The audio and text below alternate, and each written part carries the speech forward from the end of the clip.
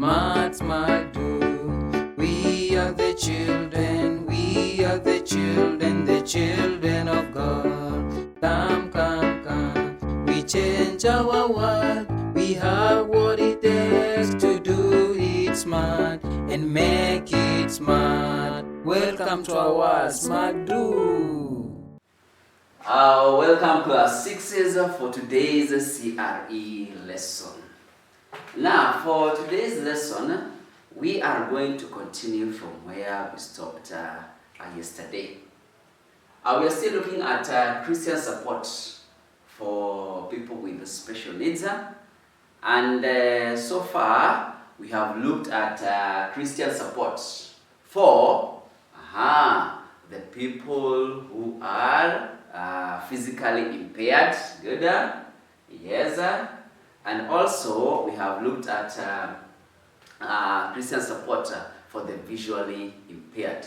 And I'm sure we are learning a lot as we move on. Now, today we are going to look at Christian support for the hearing impaired. Now, when we talk about hearing, this is one of the senses that I'm sure we have learned over and over many times, the sense of hearing. And when it comes to the sense of hearing, what do we use? What do you use to hear? What do you use to hear? Very good. We use our ears. We use our ears to hear. And therefore, if you don't have that ability to use your ears properly, to recognize sounds and what people are saying, you say you are hearing impaired. You are hearing impaired. Now, there are many causes. There are many causes that can lead you to be impaired in your ears, or you lose that ability to use your ears. For example, one may be involved in an accident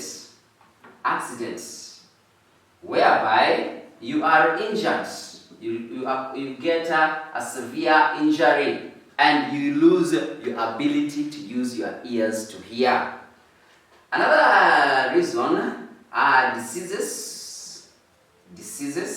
There are some diseases that attack us, and they attack our hearing ability, or they make us lose, they cause us to lose our ability to hear. Another reason or another cause of one losing the ability to hear is some of us are born like that. We are born like that. During time of birth, you're born like that without that ability to hear. So, therefore, this is another way that somebody may have lost the ability to hear. Another one will be poor handling of our ears. Poor handling of our ears. Now, when you talk about poor handling, what does that mean? It doesn't mean pulling your ears like this and taking them downwards. No, it means whereby you put objects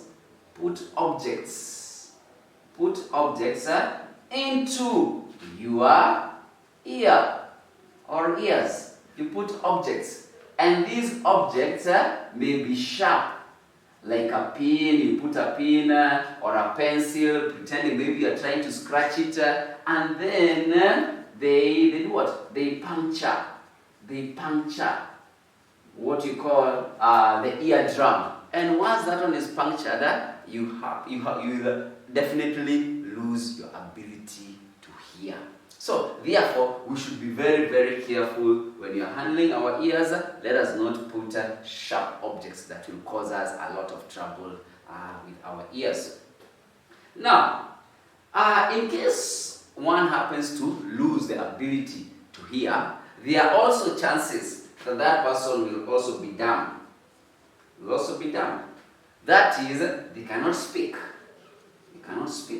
So, once you lose your ability to hear, even the ability of speaking may most likely go away. You may also lose it because the two are connected. The ears and the ability to speak, the two are connected. So therefore, we must be very, very careful. Now, how does the church support those people who are having the challenge of hearing, or who are hearing impaired? How does the church support them? One, we have schools that have been set up by the church. Various churches with collaboration with the government, they have come together and built schools, institutions, where the hearing impaired go to learn.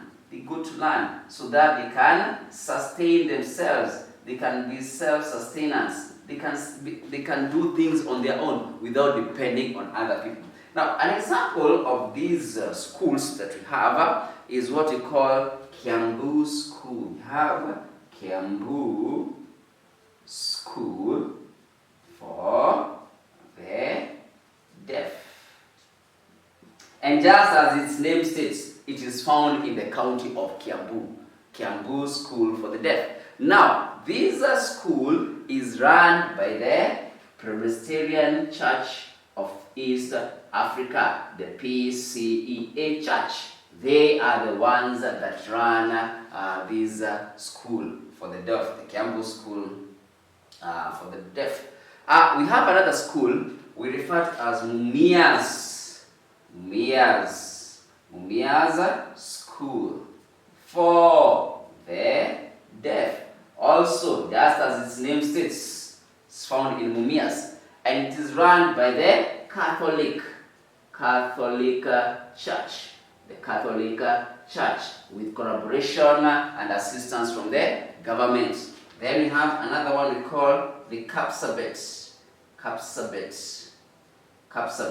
School for the Deaf, found in Kapsabet. Kapsabet is in the Rift Valley region, run by the African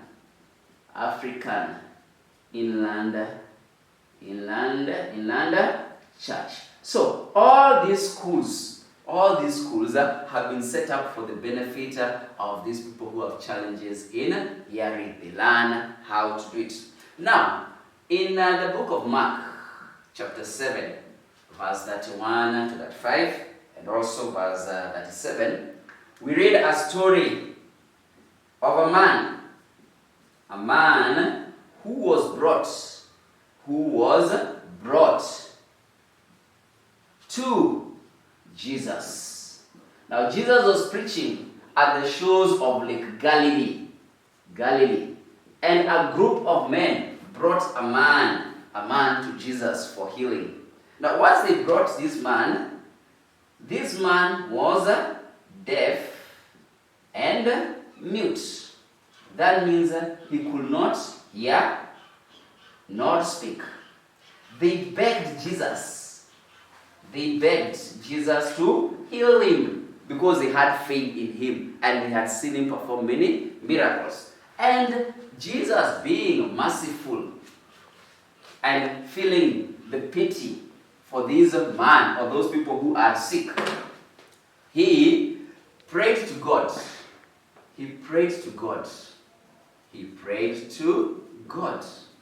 And said the words, a father. Says the word, a father.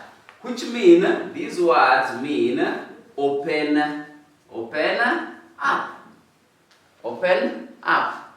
Now, the moment he did this, he prayed to God and said the words, Father. This man was able to hear and speak. All those who saw this were amazed. They were amazed by what Jesus could do. And therefore, Jesus shows that he loves and cares for the hearing impaired. And therefore, what do we learn from that? We should also love and care for them. We should support them. We should support them in their daily lives and make their life easy and comfortable. So whenever we come across a person who's deaf and a person who is having the challenge of hearing, let us support them to explain to them what they require to know. Otherwise, continue doing good. We shall meet during another lesson. Thank you.